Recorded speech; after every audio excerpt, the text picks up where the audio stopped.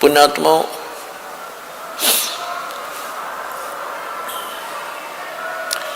सौभाग्य आपका, धन है आपके माता पिता जिनसे जन्म हुआ।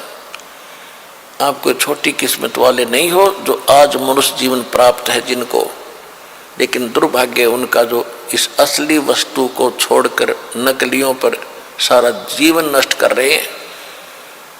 सारा दिन एक पेट के लिए, कोठी बंगले के लिए, एक दूसरे को छलने के लिए, ठगने के लिए सारा दिन कौवे की तरह दृष्टि रखता प्राणी।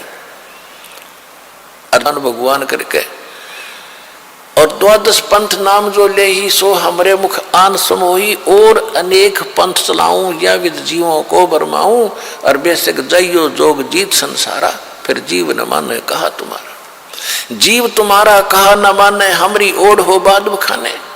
हमारे अज्ञान के वकील बने पाओगे सब। तो परमात्मा ने कहा था कि यो काम मेरा है, तू अपना करना, मैं अपना करूंगा।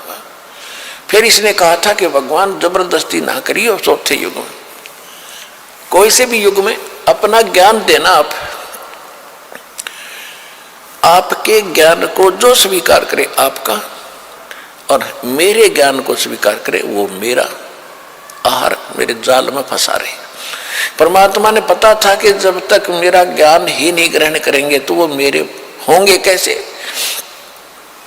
तो परमात्मा ने कहा था ठीक है, मैं ज्ञान ही देकर अपने बच्चों को अपने पास अपनी शरण में लूंगा।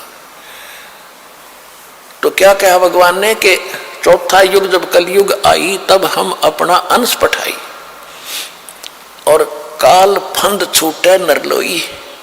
काल ने जो फंद कर रखे हैं, यहाँ हमें मूर्ख बना रखा है, संस्कारों में जकड़ रखा है, यही जन्म मरण के चक्कर कोल्लू में डाल रखा है। कहते हैं काल फंद छूटे नरलोई, सभी नर नारियों का ये काल का फंद छूटेगा, और सकल सृष्टि परवानिक होई, पूरा विश्व नाम लेगा दीक्षित होगा। धर्मदास जी को 600 वर्ष पहले परमात्मा बता रहे थे, धर्मदास जी लिख रहे थे। धर्मदास जी को शंका हो रही थी मन मन में, वो तो अंतर्यामी थे।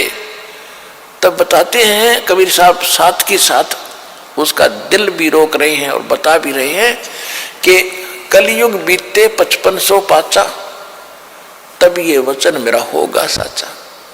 जब कलयुग 5505 वर्ष बीत चुका होगा धर्मदास, जो मैं आज बोल रहा हूं और तू लिख रहा है ये उस समय सत्य महसूस होगा। उससे पहले तो ऐसा लगेगा जैसे झूठ बोल रहे हैं। ये कभी हो ही नहीं सकता कि कबीर साहब की भक्ति करेंगे। कबीर एक दुल्हा है, कबीर एक दानक है, छोटी जाति में था। इस तरह की कैसी धारणाएं थी। परमात्मा का उस परमेश्वर की शरण में जा, उसकी कृपा से तो परम शांति को और शाश्वतम स्थानम यानी सतलोक को, अविनाशी स्थान को प्राप्त होगा। यहां परमात्मा कह रहे हैं कि कलयुग बीत जावे जब एता और सकल प्राणी परम पुरुष पद चेता, उस परम पुरुष के यानी मेरे उस पद यानी उस परम पद के सभी जानकार होंगे। चेता माने सबको ज्ञान होगा कि कोई ऐसा स्थान है जहाँ सदा सुखी रहेंगे, कभी मृत्यु नहीं होगी, वह आपका परिवार होगा एज इट इज।